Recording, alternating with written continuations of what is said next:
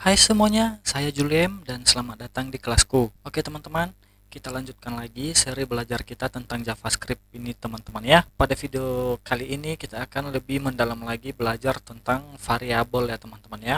Ternyata teman-teman, di JavaScript atau pada JavaScript itu ada tiga kata kunci atau keyword yang bisa kita gunakan untuk mendeklarasikan sebuah variabel teman-teman, yaitu ini teman-temannya, yaitu ada yang namanya keyword var ya teman-teman ya, yang bisa teman-teman pelajari pada video sebelumnya. Itu kita menggunakan keyword var ya teman-teman ya dalam mendeklarasikan sebuah variabel. Kemudian ada lagi yang namanya itu teman-teman keyword let teman-teman, dan satu lagi teman-teman yaitu cons ya teman-teman ya.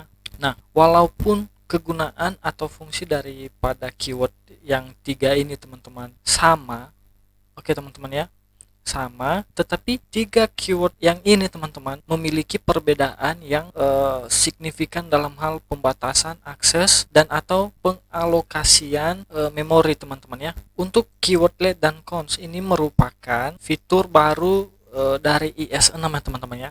IS6 S6 teman-teman. Nah, IS6 ini adalah ECMAScript ya teman-teman ya.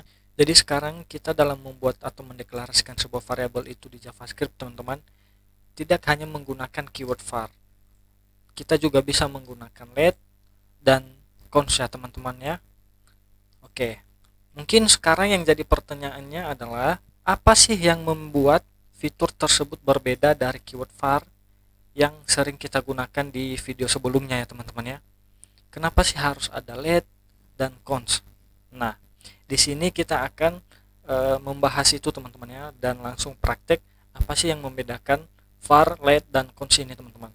Oke, langsung saja. Yang pertama kita bahas itu adalah var dulu ya teman-teman ya. Oke, di sini saya mau buat keyword var teman-teman. Oke, nah sebelum kita masuk ke contoh kasus atau praktek teman-teman ya, saya mau jelasin dulu keyword var itu apa sih. Nah, jadi teman-teman, keyword var ini merupakan keyword yang mana cakupan atau skopnya itu bersifat global ya teman-teman ya. Artinya, semua variabel yang kita deklarasikan dengan keyword menggunakan var ini teman-teman, yang berada di luar suatu fungsi atau function ya teman-teman ya, akan selalu tersedia atau dapat kita akses untuk keseluruhan kode kita nantinya teman-teman. Nah, begitu pula sebaliknya ya teman-teman ya. Keyword atau variabel yang menggunakan keyword var ini yang berada di dalam suatu fungsi atau function tadi teman-teman ya, maka hanya akan tersedia pada fungsi tersebut atau hanya bisa diakses di dalam fungsi tersebut teman-teman. Oke. Nah, mungkin teman-teman bertanya nih, apa sih itu scope ya teman-teman ya? Jadi teman-teman, scope dalam pemrograman JavaScript ini adalah suatu konsep yang gini teman-teman. Jadi si scope ini dalam sebuah JavaScript itu adalah konsep yang kita gunakan untuk membatasi pengaksesan suatu variabel ya teman-teman ya. Nah, scope itu sendiri ada dua ya teman-teman, yaitu global dan lokal teman-teman. Oke, memang agak bingung sih teman-teman, agak banyak yang harus kita ketahui tentang si cakupan-cakupan daripada variabel ini teman-teman ya. Nah, saya lanjut lagi ya teman-teman ya. Jadi seperti yang saya katakan tadi, ada yang namanya eh, scope scope lokal dan global ya teman-teman ya. Oke, si variabel dengan scope global ini teman-teman, itu merupakan variabel yang dideklarasikan di luar blok kode. Oke, dalam hal ini scope dapat diartikan sebagai ruang lingkup atau cakupan teman-teman. Seperti yang saya katakan tadi ya teman-teman ya. Si global ini, kalau kita mendeklarasikan sebuah variabel dengan scope global itu, yaitu berada di luar blok kode teman-teman. Lah, itu blok kode itu apa lagi sih? Nah, tenang teman-teman, jangan bingung dulu ya. Jadi, maksud daripada blok kode di sini adalah segala hal yang berada di antara kode kurung kurawal ya teman-teman ya. Misalnya seperti ini. Nah, jadi yang berada di dalam kurung kurawal ini adalah merupakan blok kode teman-teman. beda dengan kalau kita buat variabel di luar seperti ini, di luar daripada blok kode ya teman-teman ya, misalnya var nama ya teman-teman ya. Nah di sini juga kita buat misalnya nama, maaf, var nama. Nah jadi cakupan atau skop daripada variabel ini dengan yang ini teman-teman itu berbeda teman-teman, walaupun nama variabelnya sama ya teman-teman ya. Nah jadi maksud saya tadi itu skop global dan lokal itu seperti ini teman-teman. Ini adalah skop global ya teman-teman ya. Jadi kita bisa menggunakan variabel yang ini sepanjang kode kita yang di sini nanti teman-teman. Sedangkan yang ada di dalam kurung kurawal ini hanya bisa kita gunakan di dalam kurung kurawal ini teman-teman ya, atau yang kita sebut tadi dengan blok kode teman-teman. Oke, biar tidak bingung teman-teman, kita akan coba praktek ya teman-teman ya. Kita praktek tentang si keyword var ini dulu teman-teman ya. Oke, teman-teman pastikan telah membuka text editornya teman-teman ya untuk project belajar kita tentang JavaScript ini. Kemudian teman-teman bisa jalankan di browsernya agar kita bisa melihat hasilnya teman-teman ya.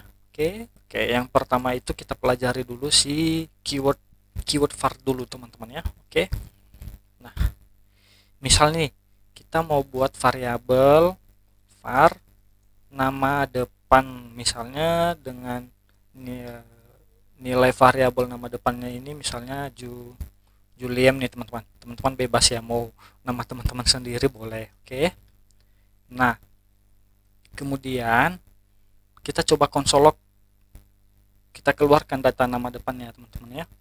Konsol log nama depan teman-teman, save ya. Nah teman-teman bisa lihat datanya keluar ya teman-teman ya, Juliem. Oke, sesuai dengan apa yang kita isikan di variabel nama depan ini teman-teman.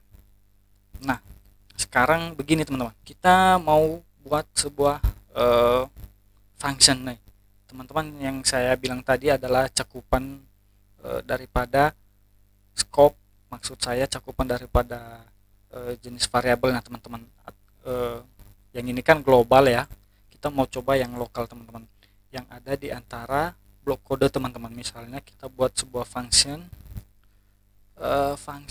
get nama teman-teman ya. Oke, nah jadi datanya kita letak di dalam kurung kerawal ini teman-teman, seperti ini. Oke, nah misalnya di sini saya mau buat var nama depan juga teman-teman ya, nama depan. Oke, yang isinya misalnya kelasku teman-teman ya. Oke, save. Teman-teman bisa lihat yang muncul di konsol log itu adalah yang ini teman-teman ya, yang ini. Oke, oh mungkin teman-teman bertanya, ya iyalah, karena si nama depan di dalam function get ini kan belum di return atau belum dikembalikan nilainya. Misal oke, kita buktikan ya teman-teman ya. Kita kembalikan nilai daripada nama depan yang ada di dalam function get nama ini teman-teman ya.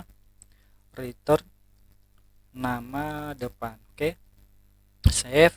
Kita coba teman-teman. Nah jadi dia tetap mengembalikan nilai variabel yang berada di luar functionnya teman-teman ya, kecuali kalau kita memanggil, misal nih kita bedakan nama variabelnya teman-teman. Di sini saya mau buat nama saja ya, nama. Oke, kita konsol log namanya teman-teman, tapi kita konsol lognya di luar function ini teman-teman ya. Oke, nama. Oke, save. Teman-teman bisa lihat error ya teman-teman ya, katanya si variabel nama itu belum didefinisikan atau tidak ada teman-teman. Dengan begini bisa memang kita keluarkan teman-teman, jadi kita tidak memanggil si variabelnya langsung teman-teman, tapi kita memanggil nama fungsinya. Oke, seperti ini kita blok dulu, kita copy, kita pastikan di sini teman-teman, kita konsol log ya teman-teman ya, save. Nah teman-teman bisa lihat keluar ya teman-teman ya. Nah jadi seperti inilah maksud daripada si scope atau cakupan variabel tadi teman-teman. Oke, ini bersifat lokal teman-teman ya, yang hanya berada di dalam eh, blok kodenya teman-teman, atau bisa diakses di dalam blok kode. Sedangkan si variabel yang di atas ini merupakan variabel dengan scope atau cakupan global teman-teman ya, jadi bisa dipanggil di sepanjang kode kita teman-teman. Nah, oke, ini saya kembalikan dulu teman-teman, saya mau hapus ini juga. Oke, di sini juga saya mau nunjukin kalau si bentar teman-teman, nama depan. Oke, sudah tampil di konsol log ya. Nah, kemudian coba kita buat lagi nama, atau kita deklarasikan sebuah atau satu variabel lagi teman-teman ya. Var dengan nama variabel yang sama teman-teman. Misalnya nama depan sama dengan misalnya kelasku. Oke, kira-kira menurut teman-teman yang mana yang akan keluar datanya teman-teman, atau nilainya, apakah Juliem atau kelasku? Oke, untuk pembuktiannya langsung kita simpan aja teman-teman ya, kita save file HTML-nya teman-teman. Oke, langsung kita lihat di browser, ternyata yang muncul itu adalah si kelasku teman-teman, yaitu nama variabel yang kedua ini. Jadi kalau kita menggunakan keyword var ini teman-teman, kita bisa mendeklarasikan variabelnya lagi teman-teman. Oke, tapi nilai yang akan diambil itu adalah nilai dengan deklarasi variabel yang terakhir teman-teman. Oke, misalnya di sini saya mau buat juga tanpa keyword var ya, langsung kita panggil nama variabelnya nama depan, kita isi nilai baru, misalnya Iwan. Oke, Iwan, save. Nah, yang muncul itu adalah Iwan teman-teman. Yang terakhir kita isi, atau nilai variabel yang terakhir itu yang akan diambilnya teman-teman. Begitu kalau kita menggunakan keyword var ini. Nah, semoga sampai di sini teman-teman mengerti ya akan penggunaan daripada si keyword var ini teman-teman ya. Kalau masih bingung ya langsung aja teman-teman tanyakan saja di kolom komentar yang ada di bawah video ini teman-teman ya. Oke, untuk keyword var kita sudah selesai teman-teman ya. Kita akan lanjut ke keyword yang kedua teman-teman, yaitu ini keyword let teman-teman. Keyword let. Oke. Nah, untuk si let ini teman-teman, maaf ini error karena nama depan tidak diketahui teman-teman. Ini saya save dulu. Saya mau jelasin keyword let ini apa sih ya, dan kegunaannya itu seperti apa. Oke.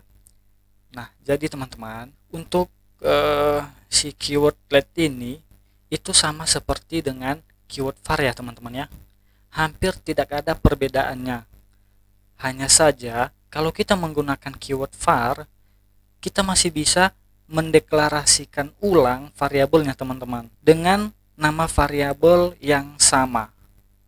Nah, tapi kalau untuk keyword let ini teman-teman, tidak seperti dengan var. Variabel yang kita deklarasikan dengan keyword let ini tidak dapat dideklarasikan ulang dengan nama variabel yang sama. Berbeda tapi tidak sama teman.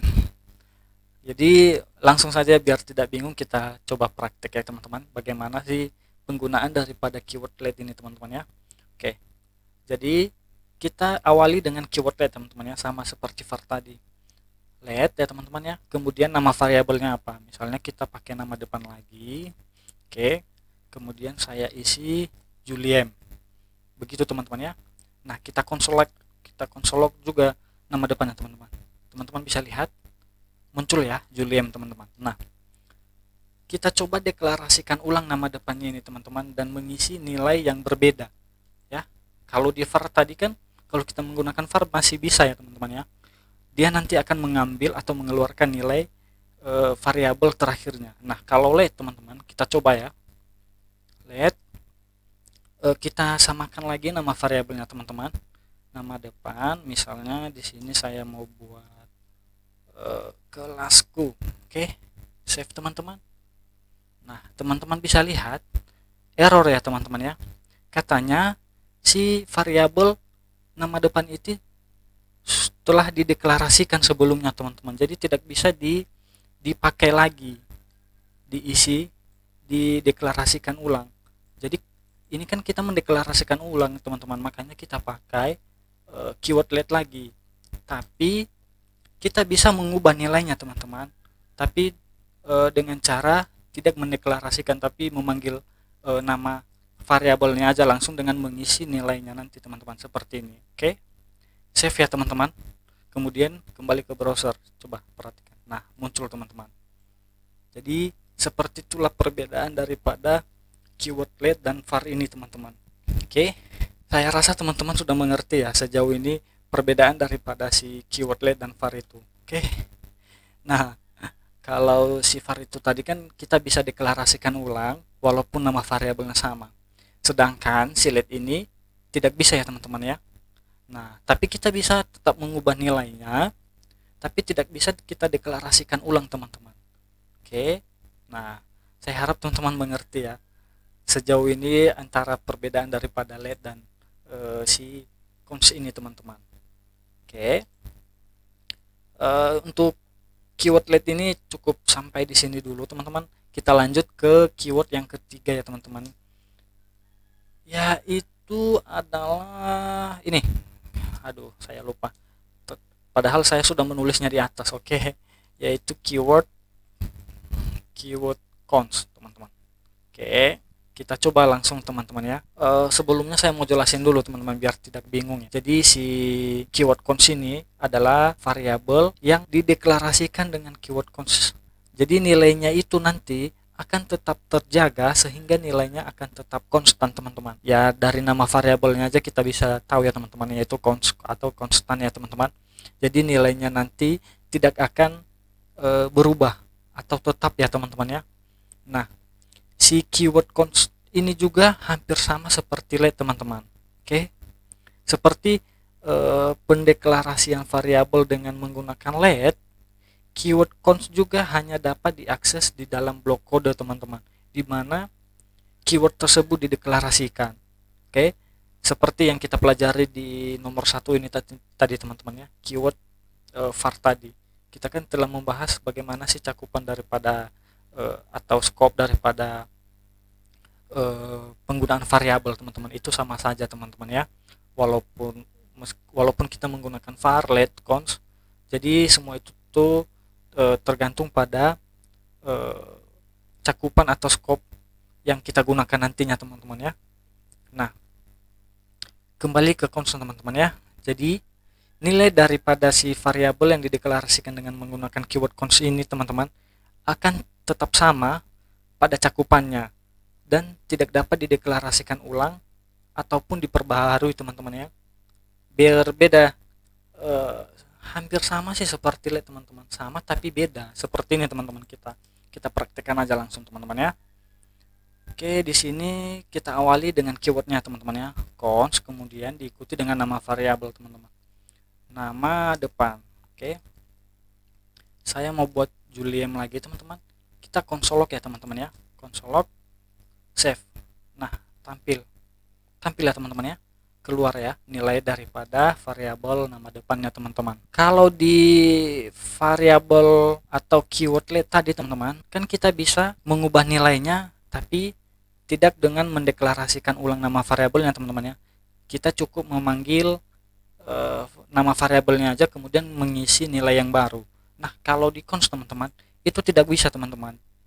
Oke, apa yang pertama kita tentukan nilainya di awal, dan nilai tersebut tidak akan berubah atau tetap konstan seperti nama variabelnya teman-teman ya. Misalnya seperti ini, coba kita deklarasikan ulang ya, cons nama depan sama dengan, saya mau buat nama baru misalnya kelasku teman-teman, save ya teman-teman ya. Nah, bisa teman-teman lihat errornya atau yang keluar di konsol itu adalah error. Katanya nama depan has already, berarti sudah dideklarasikan sebelumnya teman-teman.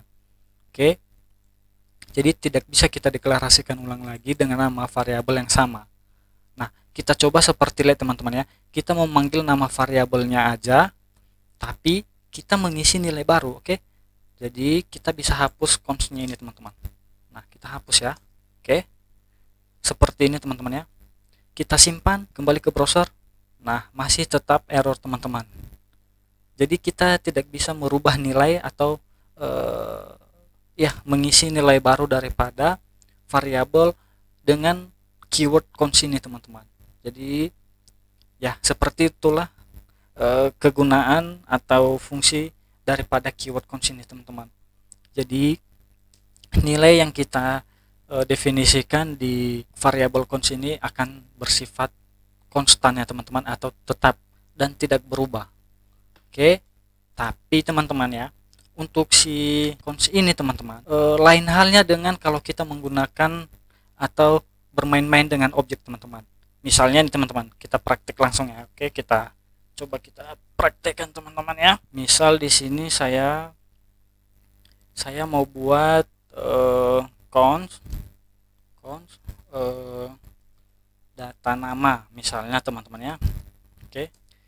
Oh, maaf, bukan array tapi objek teman-teman. Oke, kita coba buat misalnya nama depan ya teman-teman ya. Nama depan isinya misalnya Juliem. Oke. Nama belakang saya buat di sini Zaluhu teman-teman ya. Oke. Kita mau keluarkan datanya teman-teman ya. Kita keluarkan data si variabel data nama ini. Oke, kita console log aja teman-teman ya. Kita letak di sini. Oke, teman-teman bisa save, kembali ke browser. Waduh, error. Kenapa teman-teman? Oh iya teman-teman, setiap properti itu harus dipisah dengan koma teman-teman. Maaf, saya salah teman-teman ya. Oke, save, kembali ke browser, refresh. Nah, teman-teman bisa lihat datanya keluar ya teman-teman ya. Sudah berupa objek teman-teman. Sekarang kita mau mendeklarasikan ulang datanya si data objek ini, misalnya seperti ini teman-teman ya. Kita buat yang baru. Oke, kita buat nama depannya misalnya JavaScript. Oke, nama belakangnya kelasku. Oke, coba teman-teman simpan, pasti nanti yang muncul itu adalah error teman-teman. Jadi seperti contoh kasus pada yang kita praktekkan sebelumnya tadi teman-teman, itu tidak bisa dideklarasikan ulang teman-teman ya. Oke, karena kita di sini mencoba untuk mendeklarasikan ulang, ternyata tidak bisa teman-teman. Nah, coba kalau kita pakai aja nama variabelnya, tapi kita ubah nilainya teman-teman ya. Kita coba apakah berubah atau tidak. Tidak berubah juga teman-teman ya, akan tetap error. Jadi seperti itulah sifat daripada si keyword cons ini teman-teman. Datanya akan tetap konstan atau tidak berubah. Oke, tapi kita bisa menambahkan datanya teman-teman. Misal teman-teman ya, kita panggil objeknya teman-teman ya. Objeknya data nama properti. Misalnya kita mau menambahkan propertinya teman-teman ya. Di sini saya mau nambahkan nama tengah. Oke, tengah yang nilainya saya isi berikut teman-teman. Oke, save ya teman-teman ya. Nah, saya mau mengkonsolog data ini teman-teman ya. Oke, kita ambil, kita copy, kita letak di sini. Kita save, apakah keluar? Oke, keluar datanya teman-teman ya. Nah, seperti itu teman-teman. Jadi penjelasannya seperti ini teman-teman. Kalau untuk si keyword cons ini teman-teman, kalau kita bisa, maksud saya kalau kita bermain di data objeknya teman-teman ya. Jadi objeknya itu kita tidak dapat memperbaharui atau tidak dapat kita ubah teman-teman. Nah, beda halnya dengan propertinya teman-teman. Kita bisa merubah data propertinya, bahkan kita juga bisa menambah propertinya teman-teman.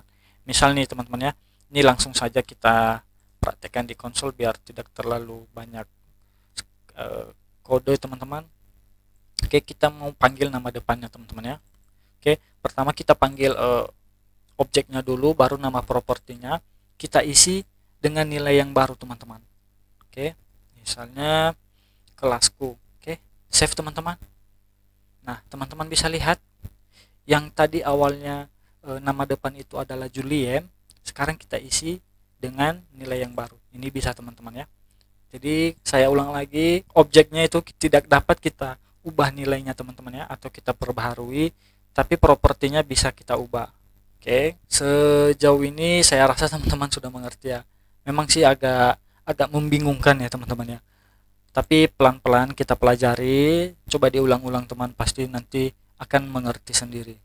Tapi kalau memang masih bingung dengan penjelasan saya teman-teman ya, bisa langsung saja ditanyakan di kolom komentar, bingungnya di mana atau ada error ketika praktik teman-teman, langsung jelaskan aja di kolom komentar, nanti saya akan bantu. Oke. Nah, saya rasa untuk video belajar kita kali ini cukup sampai di sini teman-teman ya. Sampai jumpa di video selanjutnya untuk studi-studi kasus atau pembelajaran kita tentang JavaScript ini teman-teman ya. Terima kasih.